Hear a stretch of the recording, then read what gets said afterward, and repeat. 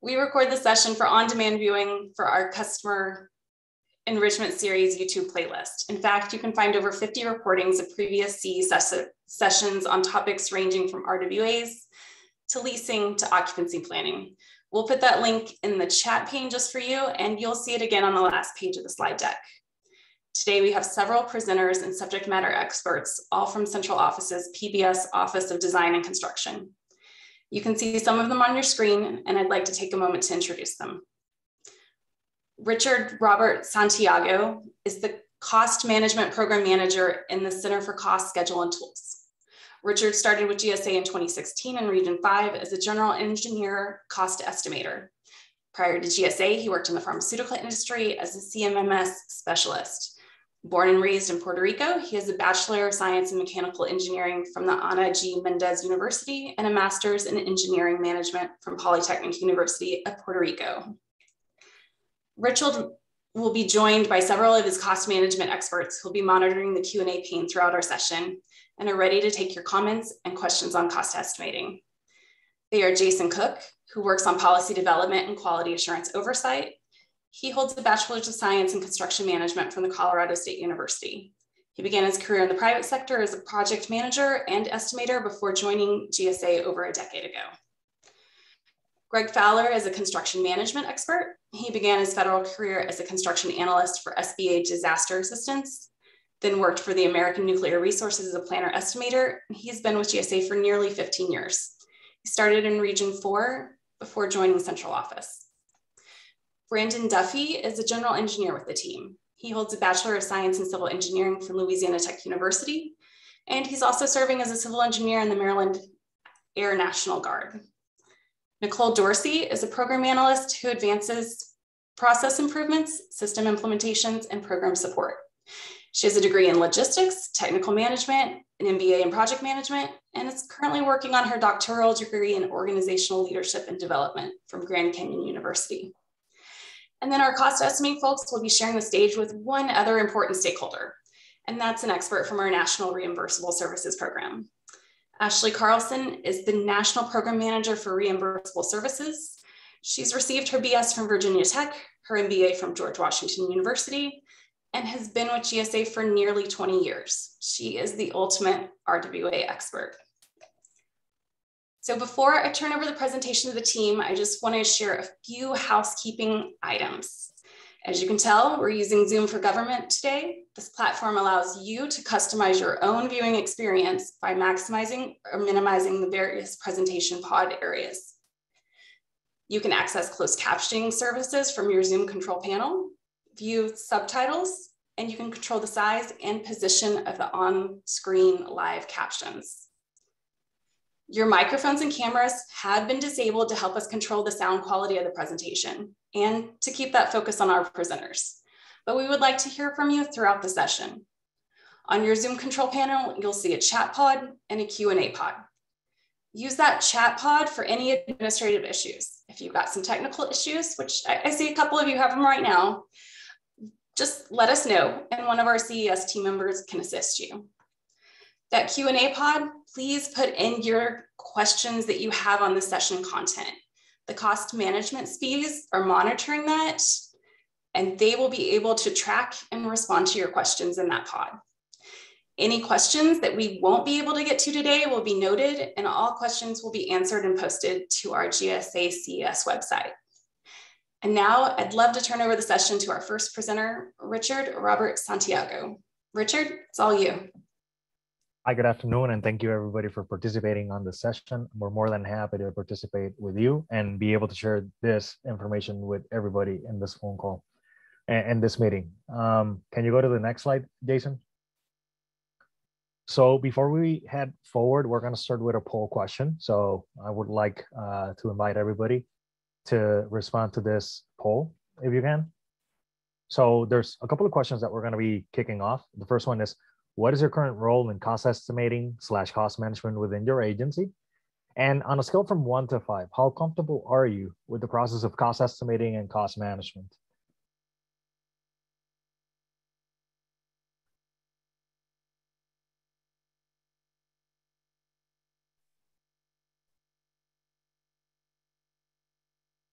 There should be a poll box that pops up in your screen, so feel free to respond in the poll box.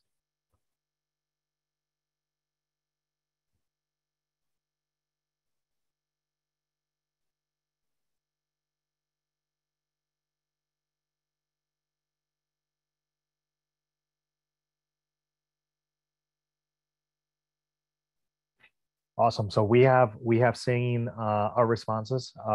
You can see what the summaries are. We have a lot of project managers on the call. We have a couple of project coordinators. There's no formal role, just a general interest in the topic, and others.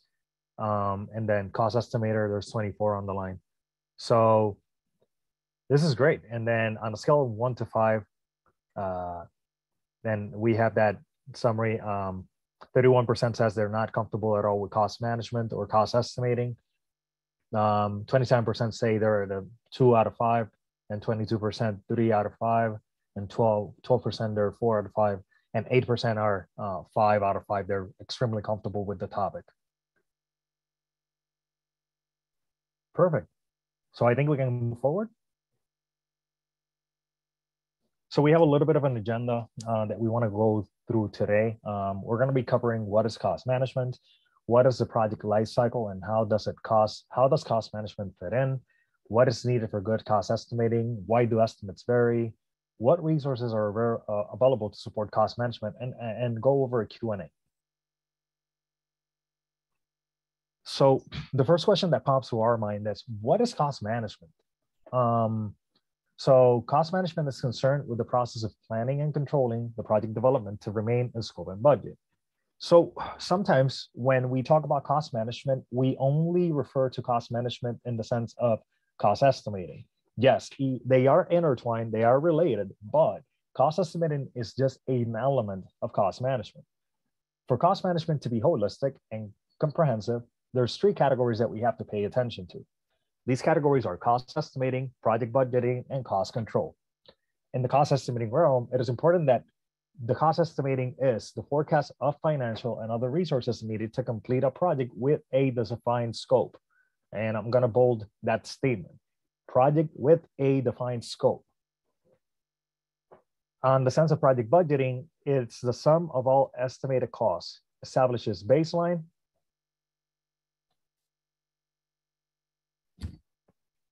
and defines the funds to authorize to execute the project. And then on the cost control side, it manages changes to the project that impacts time and scope. So all these 3 together comprehend the realm of cost management. Estimating is just one element out of it, but project budgeting and cost control are also as important as the cost estimate is. The cost estimate is one of the pillars, but project budgeting is another element that is related to cost estimating, but cost estimating does fit into the project budgeting, and the cost control is also very critical once we move forward in the project cycle. Next slide.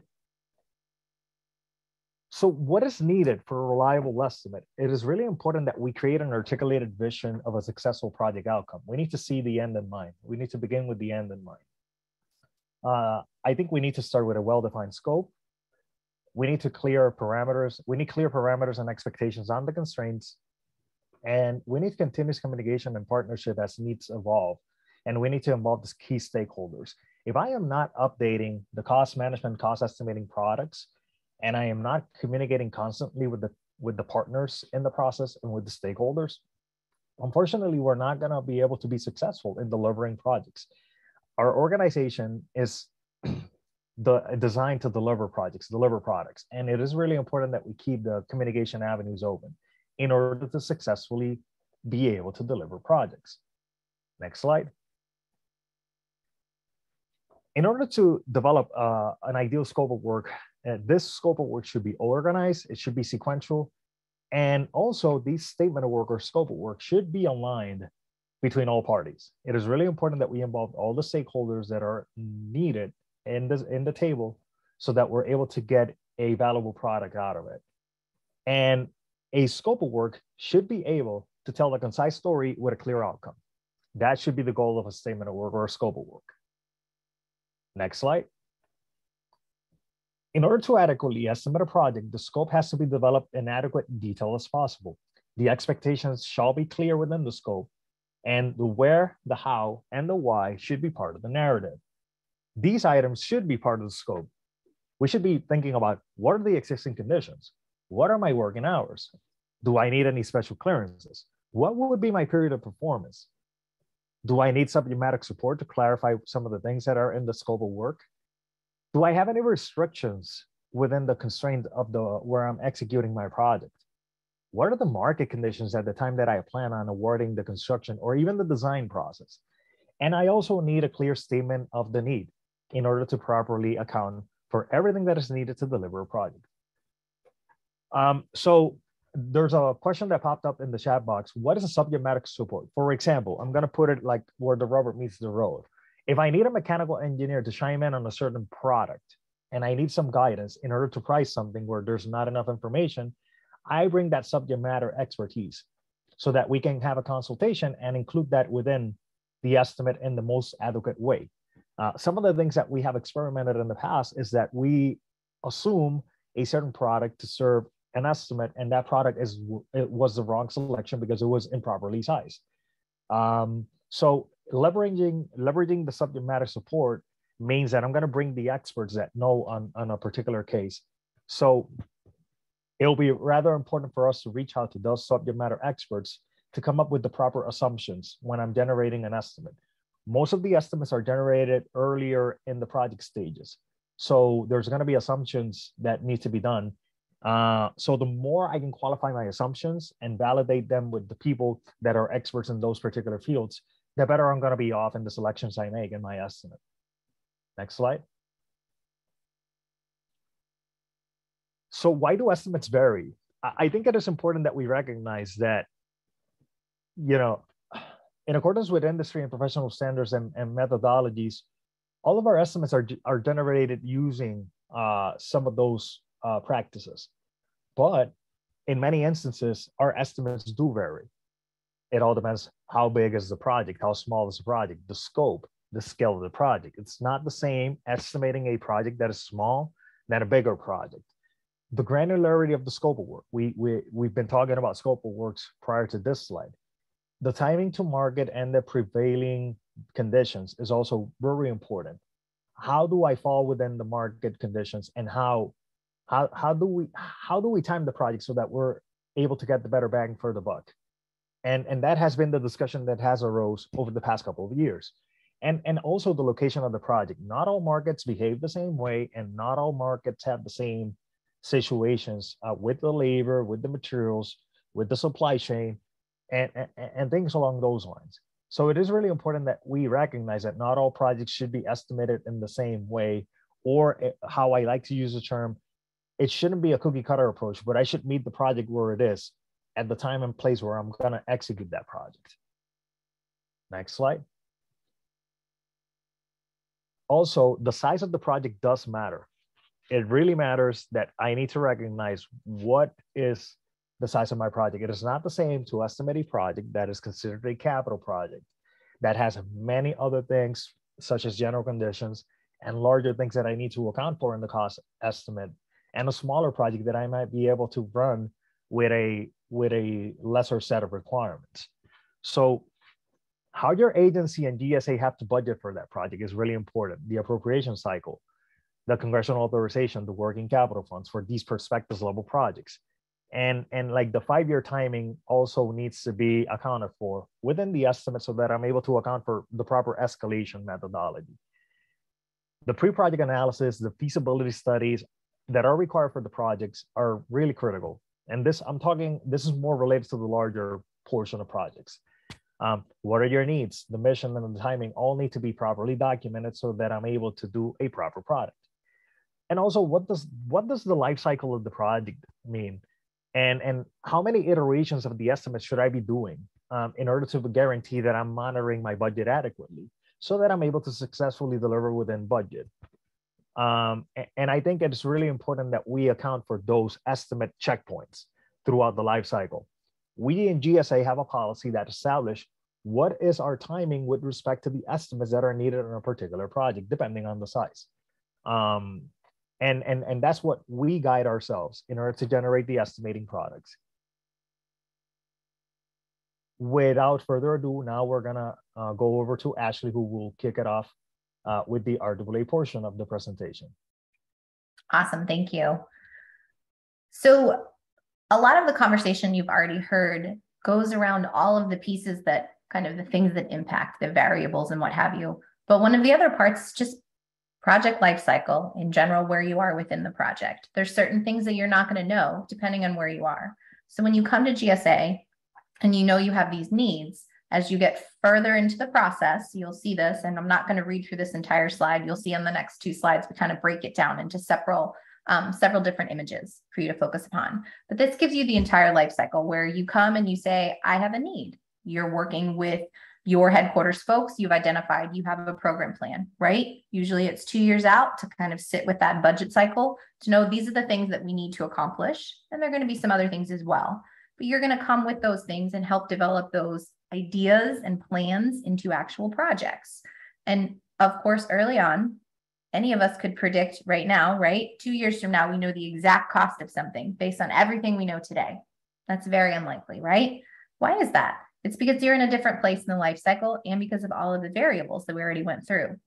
So as you move through the life cycle, we're going to start with the project identification phase and kind of walk through. Thank you. We're going to walk through what happens in these different phases and how it impacts both the cost management side and then also the RWA side. I'm sure some of you are wondering, okay, why is a non-cost management person talking about this stuff? Well, it's because different trigger points within all of the other processes within GSA. So it's just one that I am very particularly involved with. So the project identification stage, like I said, you're going to have those program plans started, maybe some project feasibility where you have a general idea of some interest of what's going on, and you're going to come to GSA and say, I have this need, right? Well, how are you going to know who to communicate with? Well, that's why we're here to help. We're going to have you go into the system and create a work request.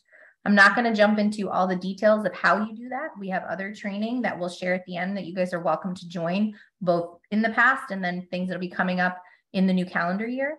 But essentially your RWA side would be going into our system called eRETA. That's ERETA, and create what we call a work request.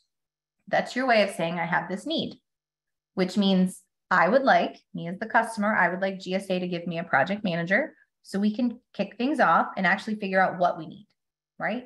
You do not need to come to GSA with your full scope of work identified, everything outlined, and know your own costs. But you can. That's okay. It impacts where you are in the life cycle. So following the traditional model of you're coming to us, we're the experts, we're going to help you build everything together. We're going to move from that project identification into the initiation phase where you've sent us your, I think I need to do something. I need to renovate the space within a building that I'm already in. Due to COVID, we're going to have more folks teleworking. So we need to kind of reimage the space and possibly consolidate, take on less space, right? Well, that's something you would need to work with us on. We would create a plan. We'd give you a PM. We'd assign everything in the system. You can see it all in there.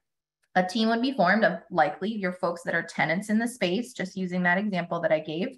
And then it would also have some folks who perhaps were in your financial offices and what have you, right? To figure out, do you have these funds? We're going to have some meetings. At this point, no money has been exchanged, right? Nobody's on the hook for anything. We are all stewards of taxpayer dollars, but none has been spent at this point in terms of we're still building that project of what do you truly need. To identify, is consolidation is the right answer. You never know. Our PM could come through and say, I don't think consolidation in this building makes sense. We need to move you across town because it's cheaper rent and it would be cheaper to renovate some of that space, right? That's what we're here for, to help identify what those things are. Unfortunately, we don't know all those things at the exact perfect cost, right? So once we go through, we figure out we are going to do that consolidation. We're going to take the 3 floors you're in, move you into 1 floor and do some retrofit of the space, right? Renovations, we know what you need. Our PM then is able to develop the requirements with you, get everything mapped out, know exactly what it is, and they're going to develop an estimate. Well, at this point, our confidence in our estimate's pretty good, right? We know what you want. If we go backwards, we may not have known. We knew maybe you'd consolidate or maybe you'd move across town, and we could estimate generally what that might cost. But I'd ask you, how confident would you be in that estimate with limited information and limited decisions? Probably not much. But once we move into the project planning phase, that's where we're actually more confident. We have more details and we can put more information around all those variables that Richard already went through, right? With everything that's coming and going, the market conditions, the size, all the materials, everything else. So we'll develop the requirements with you and say, this is the cost. You would work with your folks to identify if that makes sense to you and you have the funding. You would send us an RWA. We would accept it in a perfect world, right? And then we'd begin working on the project management plan to figure out the specific details of how things are going to be scoped and executed. So before we flip to the next part of the process, I'm going to do a quick recap because I went through a lot of parts. In the project identification phase, we're just starting the conversation, right? In the project initiation phase, we've given you a project manager and the conversation is hopefully turning into what should our plan be? When you're in that project initiation phase, that's again, using the example I had, you're saying, I want to consolidate 3 floors into 1 floor and do some renovations. We would call that our order of magnitude estimate. We have very limited information. We would probably do things based on a square foot. We may not even have walked the space at this point, right? So that's where we would be in our project initiation phase.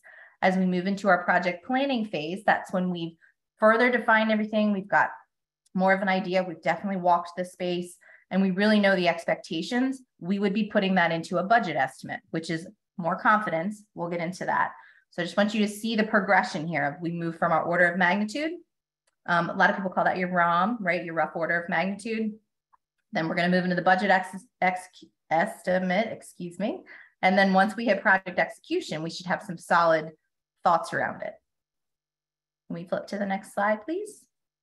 So here in the project execution phase, there's multiple opportunities to estimate.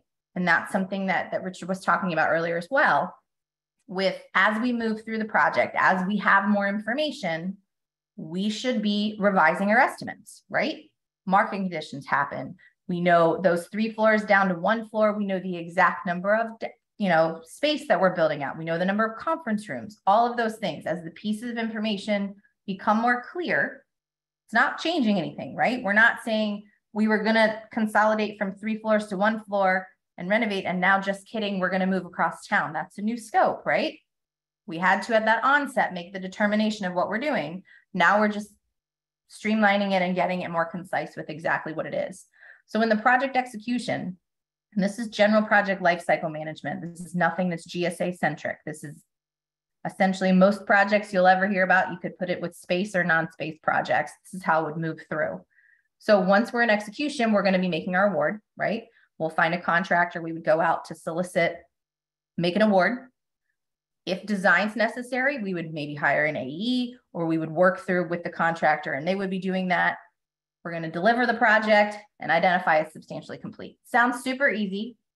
Going back to the examples we talked through, right, earlier, some small projects could stream through this pretty easily. Some might not.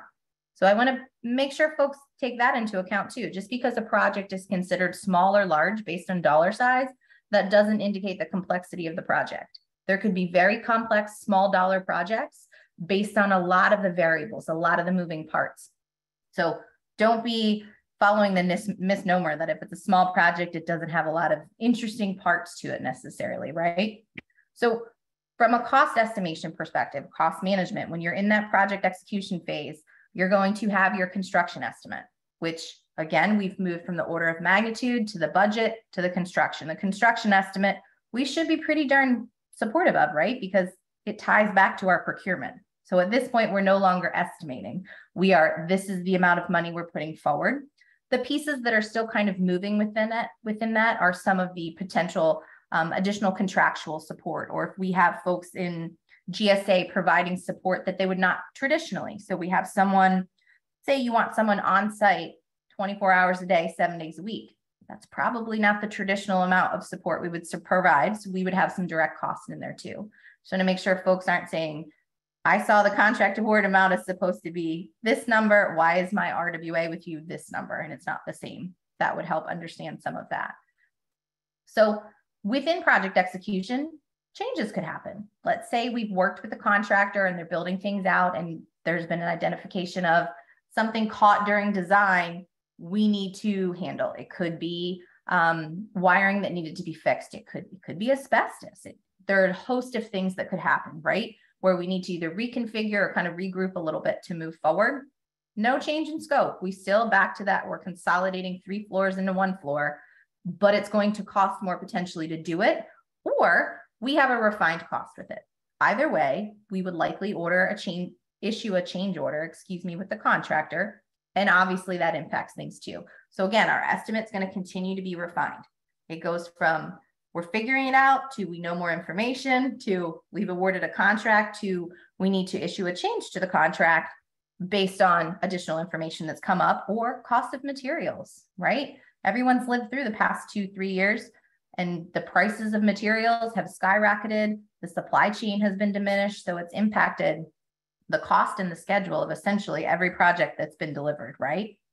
So once we finish with our project execution, we should be done with estimating. The goal is to have not a lot of money left over, right? That's the ultimate goal, is to deliver a successful project that you as the tenant are happy with, but also to not have this massive balance on the RWA at the end where we say, here you go, here's your money back. That's not really the gift everybody wants at the end of a project. It's that we've estimated it throughout the entire life cycle. Now, is it a perfect process? Absolutely not. Is it something that internally GSA has been working towards and communicating and setting up? Absolutely.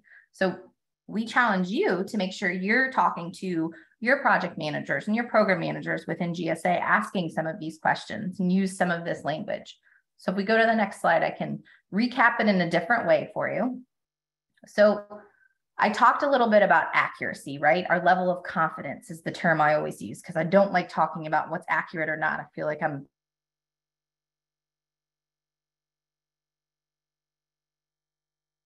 comfort with the estimate to say, we're confident this estimate is really good. So let's think back. The order of magnitude estimate was that very upfront one, right? It was essentially, I have too much space. I need to renovate stuff, right? That was that super early part of the consolidation or maybe move across town. We don't know. Well, those could have a big swing. So our level of comfort and confidence in the estimate we give you, we would call it sometimes the napkin estimate is what I had heard. People could write down the scope on the estimate of that way, right? It's got a big swing. Is it perfect? No. But if you look back at the end of the project and you see what type of estimate, for lack of a better term, that's what we have there in that first column, what type of estimate we've given you and our level of confidence in it, you should be able to see at the different points throughout that project life cycle, hopefully, that we've managed within those. If we haven't, that's a great opportunity to learn, right? To say, hey, when we were at the budgetary estimate, right? Let's pick the second one. Looking backwards, wow, we really blew that. We be a collective we, right? The project team, both GSA and you guys as the tenants, we were like 60% off. What happened? We called it a budgetary estimate. I'm curious what happened. And those are good learning moments to see, was there some anomaly that we didn't account for? Was there something that was overlooked, perhaps written in the scope, but not estimated for, or vice versa? We had the estimate for it, but it wasn't succinctly written in the scope, that when we went to award it, it was the, whoops, we got to put that in there moment. So making sure everything's in sync, but also encouraging folks to look back after the fact to see, okay, we have that budgetary estimate and I can look and say, yep, that's what I came to GSA with. Hopefully we didn't even do an order of magnitude. I didn't give them money at that point, right? We had that 30% plus or minus that we were comfortable and confident with. And what happened? So that's kind of the challenge. As you can see, there's a couple more that I didn't particularly hit upon, but they fall in the same general brackets of what we were talking about, the big ones. And then if we switch to the next slide, actually, I think, yep, you have your example first, and then I'll flip into one more comment about all the accuracy estimates.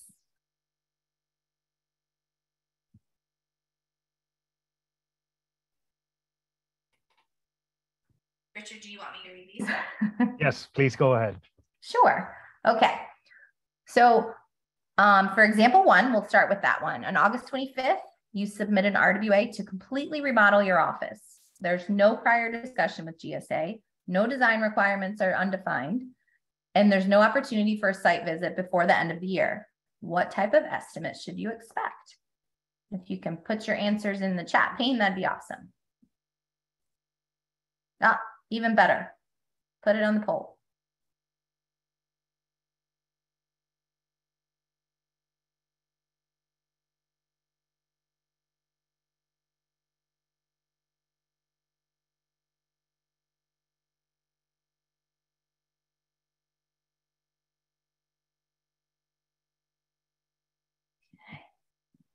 We can't close this until we have folks answer both of them, both of the examples. So I'm going to read through the second example for folks as well. You can move the poll question on your own screen if it's covering the slide for you as well.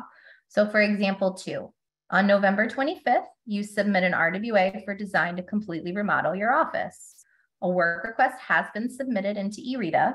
Site visits have occurred. The estimates have been developed. Scope of work and requirements finalized. What type of estimate should you expect?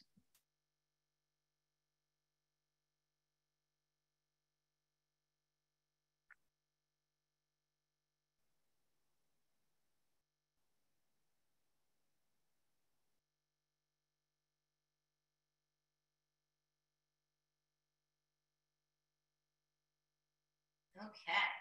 All see the answers there. So in example 1, we've got very limited information, kind of rushing to give something to the customer for them to essentially try to fund something. And I would agree, 76% of you that you've got your order of magnitude there. Not a lot of information to go off of, right? So giving it our best guess, if you will. For example 2, it looks like, ooh, we were pretty split between budgetary and construction estimate. That's very true. I would say it could be either one. I think my more preference would be with the construction estimate. I think we've moved through, and the key is the requirements development have been finalized. So once we finalize everything, we're moving into the execution. But I would say either of them, if I were a teacher, would be an appropriate answer. Okay.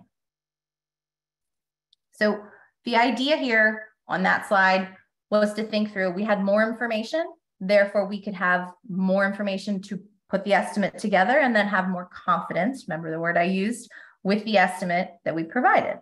So the earlier you are in the process, the fewer details you have, probably the less information you're going to have for the estimate. So we're using very generic information.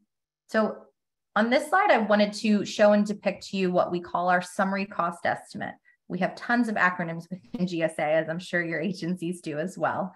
So the summary cost estimate, or SCE, is our formal way of communicating estimates to our customers. So of course you're going to have, we have estimating tools within GSA that spit information out based on things we put in, but this particular one is a standard way to communicate our estimates to our customers. So anytime we're requesting RWA funds, we're going to utilize this. The importance is that it automatically calculates any of the indirect costs that need to be added to things. So when you see your independent government estimate, whether you've helped provide it or the project team has put it together here in GSA, you likely wouldn't see the indirect identified. This system will add those on top appropriately. So why do you care? Other than this is the standard template of what you'll see when you go in, that's good. Then you don't have to be confused or trying to figure out where to look. The important thing are the 2 boxes that we've pulled out for you in particular, the project phase and the estimate type. Both of those are identified in the middle of the screen. They both actually say click here to select. We just wanted you to see what happens when we click there to select them. So the project phase, goodness, isn't that interesting? It goes back to the project lifecycle phases we just went through, right?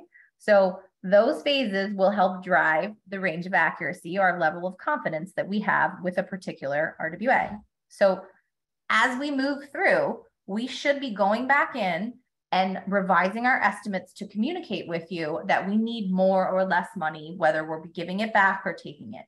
Is it a perfect world and that's done all the time across the board? No, but it is something that we have here and it's our way of communicating. This is the opportunity for you guys, like I said, when you get to the end of the project to identify, wow, GSA gave me an order of magnitude estimate because I was in the project planning and development phase or even project initiation phase. And that could be why we thought the project was going to be $500,000 and lo and behold, it was 1.5 million, right? if we give you an order of magnitude estimate, if we communicate that to you on this estimate sheet when you get it to fund your RWA and you see it says order of magnitude and you go, wow, I don't want that GSA. I want something with more confidence. That's your trigger to go back to the project team and say, we need to shore some things up. What do you need for me to move that estimate into a budgetary estimate phase, right? It's your way of communicating. And that's one thing that our folks are very driven by, making sure they communicate it, but we encourage you guys as customers to understand what it means. And a lot of folks perhaps have not. So again, as we get further into the project lifecycle, our ranges of accuracy, or our confidence level, as I've called them a couple times, they should be tightened, and we're sharing that with our customers. So on the next screen, we just wanted you to see the larger summary cost estimate, just so you have an idea of, okay, Ashley talked about this being a summary. What do you mean?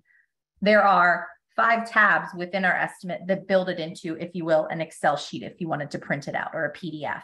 And it's built upon a lot of information, which is great because it's our way of summarizing, hence the name, the project costs that go into what we're actually estimating for you.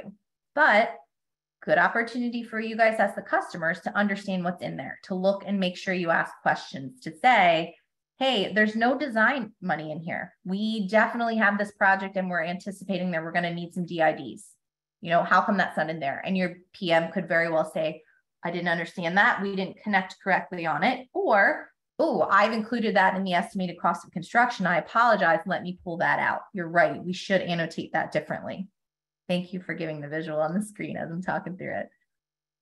So encourage you, when you guys are in eRita, you can go through and look at this information. If you do not have access to eRita, fear not, we can get you access. It's a very simple process, but even more so, you can always go in just to have an education component, just to know what's out there. Okay. I think that's me now. Yes. Awesome. So what are a couple of the things that GSA is doing programmatically from the cost management side of the house to come up with better ways to mitigate risk, right, within the estimates that we're generating in GSA? Some of the things that we have changed and we have pivoted in a couple of years, in the past couple of years, have been migrating to a forward-looking escalation methodology. Instead of looking at the past 10-year average that will use the history in the past, that doesn't correlate necessarily with the volatility in the market that we have currently. So what we are going forward is doing more of a forecasting method using the most recent information and gradually lowering that escalation. But year per year, we're recalibrating that data as we move along. Also, we try to generate our estimates with the latest and greatest estimate data that we have in hand. Instead of using data from 3, 4, 5 years that doesn't really correlate with the current market, we are stressing out the need to use current market data to generate our estimates and not use the outdated data. So for the estimates that we're generating currently. Next slide. Also, we're taking a second and a third look at contingency rates for our projects and locality market adjustments, where we see that we have intel that the markets are really hot, that there are labor shortages, and that the material supply chain premiums are impacting the project. Now, with the executive orders that we have in hand, it is really important to note that we're taking a look at project labor agreements and where are they impacting our projects, the executive orders, or the need for low embodied carbon materials and the sustainability requirements within our projects. For the smaller projects, this might not create that big of an impact, but for the larger projects, it might impact what we are doing. In addition to this, next slide. In addition to this, we started participating in an interagency forum with other federal agencies so that we can leverage expertise across the board and not stay within our own silo, so that we're able to holistically see how can we better the program moving forward. And also, we're gonna leverage capturing the historic data in a centralized location so that we're able to do better analytics and not have a single calibration point for our estimates, but a multiple tier calibration point for our budgeting exercises moving forward. On the leasing side is a lot easier because we already have that project underway, but we're creating the framework on the federal properties a little bit better now. And we're heading towards that program over the next couple of years. And hopefully that will bring to fruition better budgeting moving forward. Next slide. So I wanted to bring a case study of how volatile the market is and why we have taken the decision of taking a second and a third look at some of the items that we are doing from a cost management perspective. At the left side on the yellow column, you can see a tenant project in Detroit. I don't want to disclose who that tenant is or what building we're talking about. And then on the second case, on the blue column, you have a project in the Virgin Islands that was addressing piping. It's a plumbing project. So you see a project that was estimated in 2021 had an estimated cost of construction of $2.46 million. Unfortunately, there wasn't a lot of participation in that project, but the bid came in at $3.75 million. When we started doing discoveries and started interviewing the parties, the A&E and the contractor that solely bid on that project, we were able to discover that there was a trade shortage that was driving the cost up. The commodity markets had spikes that we were not accounting for in the estimate. There was a lot of market uncertainty because of how volatile it was, and the estimate pricing point wasn't calibrated. The data wasn't the most updated at that time. So GSA ended up awarding at a negotiated $3.5 million. At the end of the day, we wrote down the lessons learned as to how we can mitigate this moving forward in the future. On the right column, you can see a project that went out to bid 2 times. The first bid and the second bid were bid against the same set of documents. Nothing changed in the scope. The only thing that changed was establishing base and options. But when you look at the project in an apples to apples comparison with respect to scope, we went out in March 2021 and the low bidder came in at $5.9 million versus an estimate of 3.5. And the second bid round, nothing changed in the scope, same project. 6 months later down the road, we are looking at a project of $8.8 million. We are now looking at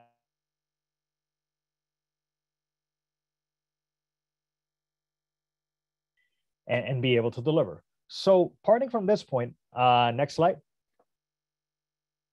Parting from this point, we took a couple of approaches at this moving forward in the rest of our projects. As I mentioned in the prior slide, we are starting to take a look at estimating current costs based on the latest data. Blanket percentages over estimates can bring risk to the projects, and it can wildly over or undershoot potential risks within the project. We are also encouraging our contractors to do early purchases within their contracts so that we are mitigating some of the risk and long delivery timelines. We are also encouraging A&Es that are doing design to 90% of the estimated cost of construction at award. This is the estimate that includes the escalation, but does not include the contingency.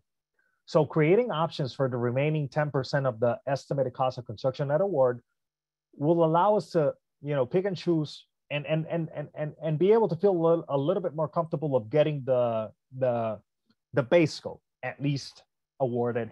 And if I have to piecemeal something out of the project, I'm able to do it without sacrificing the functionality of the project intent. Next slide. Active budget management. This is very important. We really need to focus on active budget management, which is at the pricing points that we are asking to recalibrate the estimate at the delivery process, include a list of cost-saving items that will collectively reduce the project to approximately 10% below the ECCA. But this needs to be done and not wait until the design is done. We should do it at concepts, we should do it at DDs, and we should do it at the CD iterations that we're going through the design phase. Concepts, design deliverable, and the construction drawings. Encourage competition on your solicitations. We are able to see multiple bids and see how they compare statistically against each other. Lesser bidders, more risk of getting an inaccurate or a higher cost, which also plays into how expensive projects can get sometimes. Value management is important also. Evaluate what's out there and how am I able to value manage a project and select those items that are able to provide same functionality, same quality, but that are not that expensive compared to what was specified on the drawings or the specifications. And the funding timing is also really important.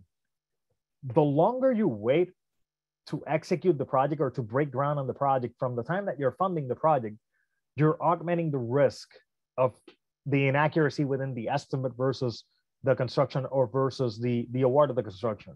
So this happens more often than not when you have a longer or lengthier cycle, like on the prospectus realm.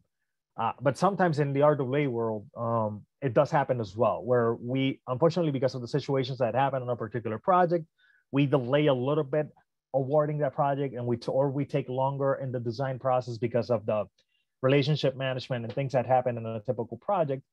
We bear the risk, and we haven't updated the estimate timely, and we end up facing the reality that we might have to amend the RWA or increase the funding within the project, or a combination of both.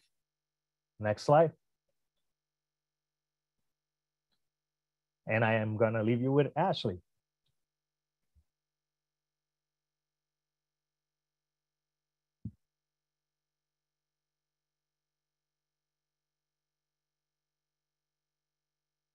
Sorry, technical difficulty.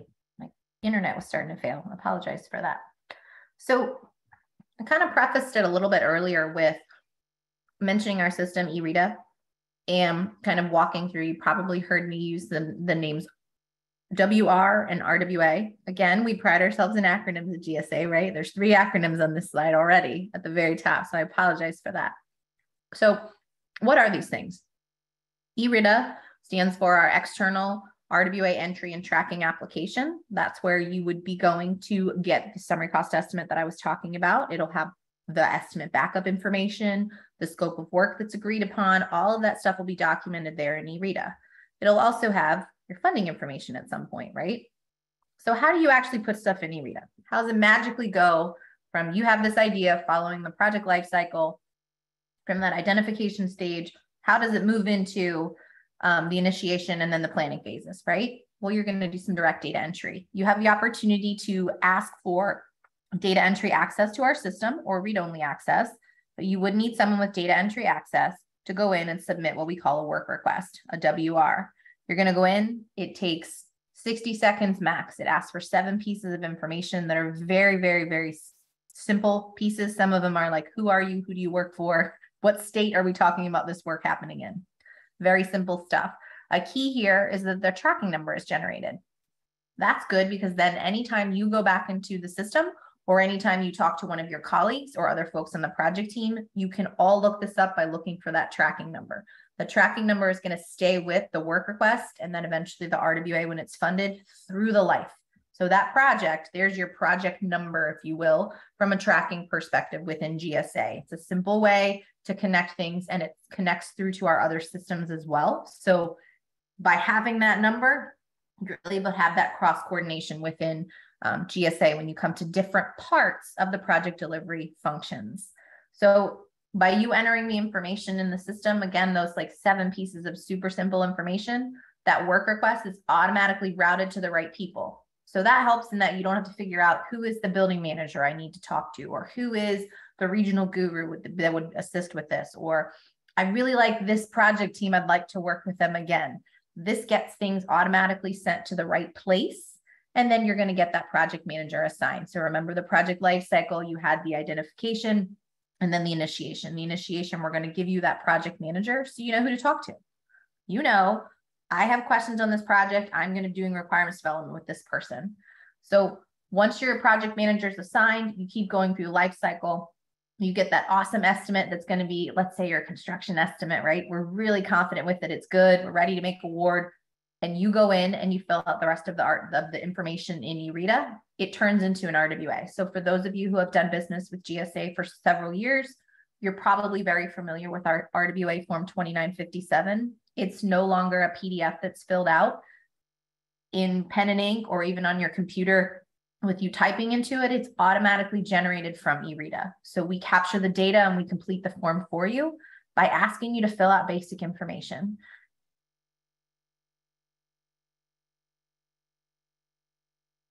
The appropriate signature authorities for signature and approval. So, oh my gosh, does that mean that everybody that signs things, even all the way up to your headquarters, needs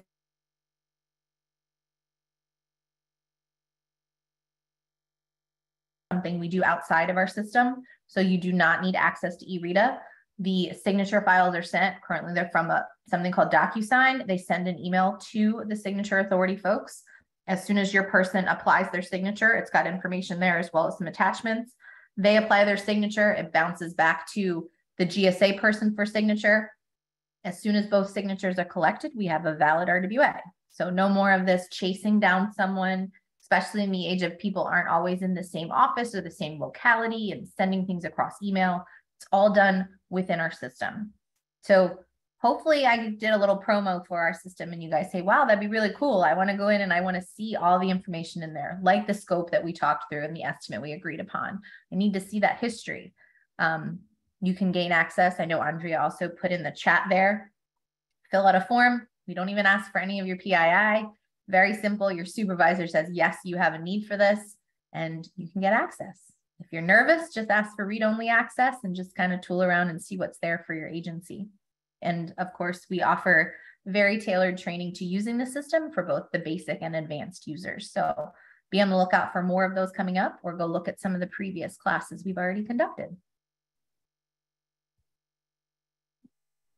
So wrapping up our session for today, a little bit of a summary and takeaways. Early planning helps improve scope development. We really need to hone in on the planning phase and discuss all the intricacies that go into a project. A well-defined scope leads to a more accurate estimation of the costs. Current market data should be used when doing cost management exercises. And communication with every stakeholder is really important throughout the project lifecycle so that we can land on success and mitigate risk and also manage the expectations, both from the GSA towards the customer side. It is really, really important to keep the communication avenues open. With that being said, we have an exit poll now. But before we go to the exit poll, we want to thank you for participating.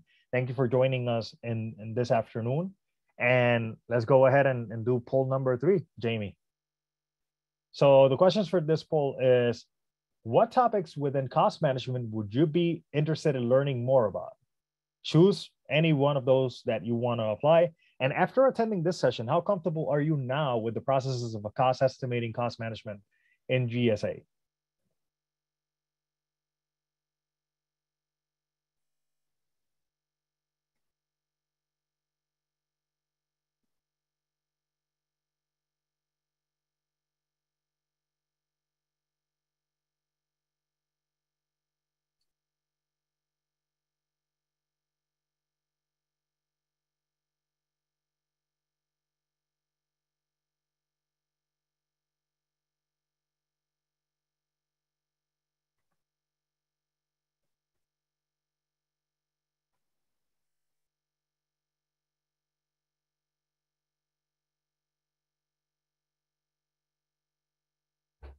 So we got our poll results for question number 1 regarding what topics would you like to hear more about.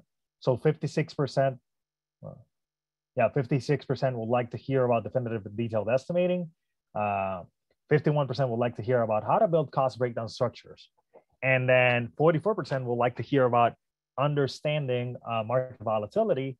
And 2% would like to, wrote on the others. So if you have other suggestions, please feel free to use the chat box and to submit those suggestions if you can before we adjourn this meeting.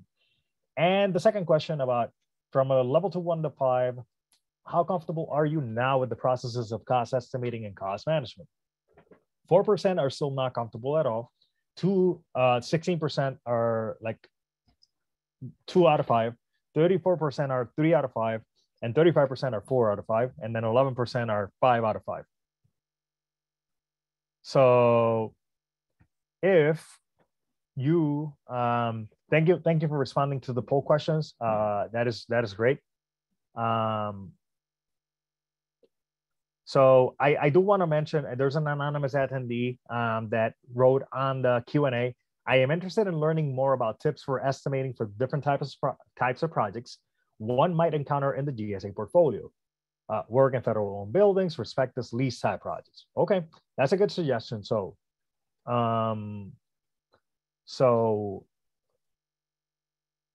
at this time, Ashley and I thank you for joining us. And Jamie, if you want to do some closing remarks now, this is the time. Certainly. So closing remarks for today. First of all, I would really love to thank all of our subject matter experts. This has been a great presentation, and it kind of helps pull back that curtain to the estimating world just a little bit, especially for those of us who are not as familiar with this topic. I also want to thank all of you, our clients, who are able to join us. We will be posting formal written response to all of the questions and comments you posted in our Q&A pod. There were so many great questions today. They will also be posted for future reference on our website, www.gsa.gov/CES. And then finally, we've got some great classes that are coming up later this fall. If you would like to join us on November 17th at 1 p.m. Eastern, we're going to have a tour to CPA where we'll explore all the varied terrain of our client project agreement, which helps your organization and PBS to plan for your upcoming occupancy needs. And then if you really want to know more about eRITA, if it really just kind of tickled your fancy and you want to hear more from Ashley and all of those experts, in December, there will be another favorite session, eRITA Digest. You can learn more by clicking and registering in the link of your slide deck and visiting www.gsa.gov/CES. The goal of the series is to engage you, the audience, in workplace topics that contribute to your mission success and to PBS's success. We want to make sure we're all having effective management of all of our federal real estate and workplace programs. Thank you again, and have a wonderful rest of your Tuesday. Thanks, Richard. Thanks, Ashley. No, thank you. And thank you everybody for joining us. We're more than glad to lead the session today.